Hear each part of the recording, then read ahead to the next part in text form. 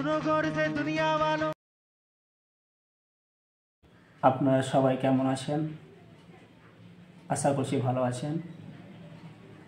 আজকের ভিডিওতে আপনাদের সামনে তুলে ধরব বিবাহ শংসাপত্র সংক্রান্ত কিছু গুরুত্বপূর্ণ কথা।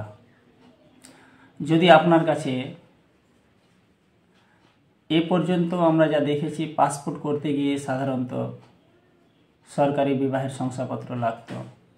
এখন নতুন ভোটার তালিকায় নাম সংযোজনের ক্ষেত্রেও বিবাহের শংসাপত্রের প্রয়োজন এবং তা সরকারি হওয়া একান্তই প্রয়োজন।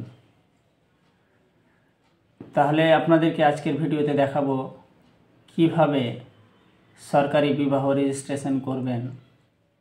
তার জন্য সরকারি পোর্টালে অনলাইনে কিভাবে চেক করবেন আপনার কাছাকাছি ম্যারেজ রেজিস্ট্রার কে আছেন। চলুন, মোবাইল দিয়ে আপনি চেক করতে পারবেন আপনার কাছাকাছি ম্যারেজ অফিসার কে আছেন। এই সংক্রান্ত ফিস কী লাগবে, কাগজ কী লাগবে, সমস্ত বলে দেব। এখানে দুই প্রকারের বিবাহ হয়। একটা পুরনো বিবাহ রেজিস্ট্রেশন করা যায়, আর যেটা নতুন রানিং বিবাহ সেটাও রেজিস্ট্রেশন করা যায়। প্রথমে আমরা গুগল ক্রোম ব্রাউজারে ঢুকে যাব। সার্চ বারে লিখব WB ম্যারেজ রেজিস্ট্রেশন। প্রথমের এতে ক্লিক করব। এই খুলে গেল। একবার পড়ে নিন, আমি একটু জুম করে দিই। এগিয়ে বাংলার logo, government of West Bengal law department, registrar general of marriage. দেখুন, পশ্চিমবঙ্গের মাননীয় মুখ্যমন্ত্রী মমতা বন্দ্যোপাধ্যায়ের অনুপ্রেরণায় সবার জন্য বিবাহ নিবন্ধীকরণ জনসচেতনতা বৃদ্ধির জন্য আর একটি শুভ প্রয়াস। একটি কথা বলে রাখি, এখানে যেমন নতুনদের বিবাহ রেজিস্ট্রেশন হবে, তেমনি পুরনো বয়স্কদেরও বিবাহ রেজিস্ট্রেশন হবে। সন্তান সন্ততির বার্থ সার্টিফিকেটও এন্ট্রি হয়ে যাবে। চলুন, এবার সুবিধাটা কি পাবেন পরিষ্কার এখানে লেখা আছে, দেখে নেন। ম্যারেজ রেজিস্ট্রেশনের সুবিধা: উত্তরাধিকার প্রাপ্তি ও আইনি রক্ষা কবচ, সামাজিক আর্থিক সুরক্ষা ও পেনশন প্রাপ্তি, passport, visa, ration card, voter card, Aadhaar card, bank passbook প্রাপ্তি, বাল্যবিবাহ, নারী পাচার রোধ, সামাজিক বিবাহের পরেও বিবাহ রেজিস্ট্রেশন। এই যে আপনার বিবাহ যদি সামাজিকভাবে রেজিস্ট্রেশন হয়ে থাকে, সেটা দেখিয়েও আপনি এই সরকারি বিবাহ রেজিস্ট্রেশন করতে পারেন। আর ফিসের ব্যাপারে BPL পরিবারের জন্য রেজিস্ট্রিতে ছাড়, কিন্তু আপনার ওই ম্যারেজ রেজিস্ট্রারের ফিসটা লাগবে, সরকারি ফিসটা ছাড়। এই দেখুন, আপনি কি জানেন সুপ্রিম কোর্টের নির্দেশ অনুযায়ী রেজিস্ট্রি ম্যারেজ বাধ্যতামূলক। এবার কোথায় বৈধতা পাবে আর কোনটা বৈধ আর কোনটা অবৈধ দেখে নিন।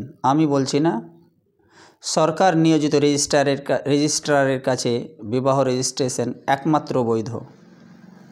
এবার আপনি যদি করে থাকেন এ যাবৎকাল রেজিস্ট্রেশন আর দাবি করেন আমারটা বৈধ, আমি বলছি না আপনারটা বৈধ পাবে কি পাবে না আপনি নিজে বিচার করুন।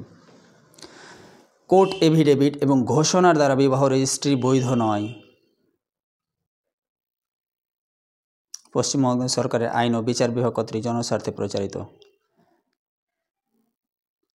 এবার আপনার কাজ হবে নিজের ম্যারেজ অফিসারটাকে চিনে বার করা। কিভাবে বের করবেন? এই চলে আসুন, একটু জুম করে দিলাম। পাবলিক ইনফো, এরপরে সার্চ এমও, মানে ম্যারেজ রেজিস্ট্রারকে কিভাবে সার্চ করে বের করবেন আপনার এলাকার জন্য। তাহলে আমরা লোকেশন ওয়াইজ, লোকেশনটা অন করাই আছে আমার, আমি ঢুকে গেলাম। নন official marriage officer and Hindu marriage registrar, তাহলে আমি প্রথমটাতে ক্লিক করলাম। এরপরে আমি ঢুকলাম, ডিস্ট্রিক্টে ঢুকে যাব। ডিস্ট্রিক্ট আমাদের ডিস্ট্রিক্ট সিলেক্ট কর। এরপরে ঢুকে যাব থানায়। আমাদেরটা তো নতুন থানা হয়েছে। এই যে দেখুন আমি কি দিলাম, লোকেশন ওয়াইজ ক্লিক করেছিলাম, non official marriage officer and Hindu marriage registrar, ডিস্ট্রিক্টটা সিলেক্ট করেছি। এবার কী আসলো আমার সামনে দেখুন, অফিস অ্যাড্রেস ওনার অফিস, ম্যারেজ রেজিস্ট্রারের কন্ট্যাক্ট নম্বর, জুরিসডিকশন, তিনার এলাকাটা কত দূর পর্যন্ত, Baishnabnagar PS, English Bazar PS, Kaliachak PS, Manikchak PS. এরপরে আরও দেখে নিব বা দেখে নেবেন আপনার এলাকার আর অন্য ম্যারেজ অফিসার কে আছেন। যেমন সেম একই রকমভাবে 16 মাইল, এনার ওই জুরিসডিকশন এলাকাগুলো হচ্ছে এই যে দেখে নেন। এরপরে আর আমার এখানে না, এটা আমাদের একটু দূরে হবে, তাহলে আমাদের এখানে দুজন ম্যারেজ রেজিস্ট্রার অফিসারের নাম পেলাম। আপনারাও চেষ্টা করে দেখে নিতে পারেন লোকেশন ওয়াইজ। আর একটা আমি দেখব, আপনাদেরকে দেখাবো, x officio marriage officer and Hindu marriage registrar, এটাতে ক্লিক করি লাস্টেরটাই। এটা নন অফিসিয়ালে গিয়ে দেখি মাঝখানেরটাই ওনাদেরই নাম। এভাবে আপনারা যোগাযোগ করে ম্যারেজ অফিসারের সঙ্গে যোগাযোগ করে কি ডকুমেন্ট লাগবে, ফিস কত ইত্যাদি নিজের কাজটাকে আইনিভাবে সম্পাদন করুন। ধন্যবাদ।